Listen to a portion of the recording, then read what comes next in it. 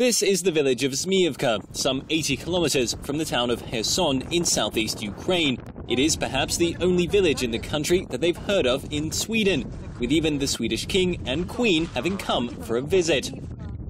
What's more, apart from a native goat population, this village has an unusual sign, and perhaps it's another first for Ukraine. The board welcomes visitors in 4 languages: Ukrainian, Old Swedish, Modern Swedish and English.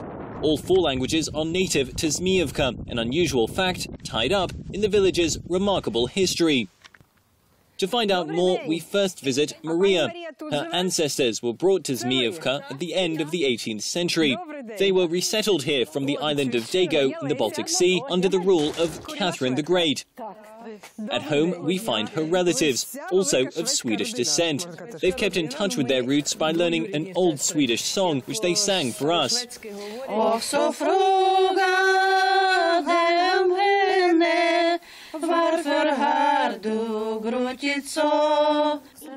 Maria now studies modern Swedish, so she'll be able to talk with the Swedish tourists who come here. Her home is typical for Zmiyivka, apart from one unusual detail. Among the family photographs are several pictures of the Swedish king and queen, Carl Gustav and Sylvia. The royals once visited the village. Locals say they were very friendly. Elsewhere in the village, we meet Tatiana, who's on her way to church. The pastor comes here once a month. The rest of the time, Tatiana presides over the church, including sometimes at Sunday services. Inside, the church is modestly decorated. There are just 2 icons on the wall. Tatiana tells us about her roots. She's descended from German colonialists. She says, on my mother's side, our name is Schultz. My ancestors came to Ukraine in 1886. A German settlement was established in Zmiyivka alongside the Swedish one by the end of the 19th century. Both ethnic Germans and Swedes now come to this church, which is Ukraine's only Swedish Lutheran community.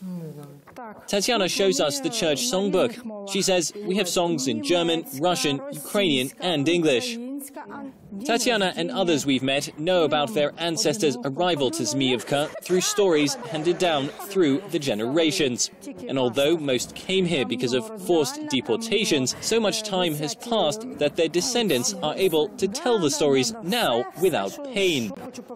But that's not the case with Petro. He's a Highlander, a member of a group of people who were forcibly brought to Zmiyivka during the Soviet Union under Joseph Stalin. Now 75, Petro was just a child when his family was moved. He tells us it was difficult, it was hell, it was terrible, it was death. When Petro and his family were brought to Zmiyivka, it was empty. They had to walk 3 kilometers for water and build homes from scratch. When Ukraine became an independent country in 1991, the Highlanders went back to their native village in what is now Poland. When they got there, they kissed the ground.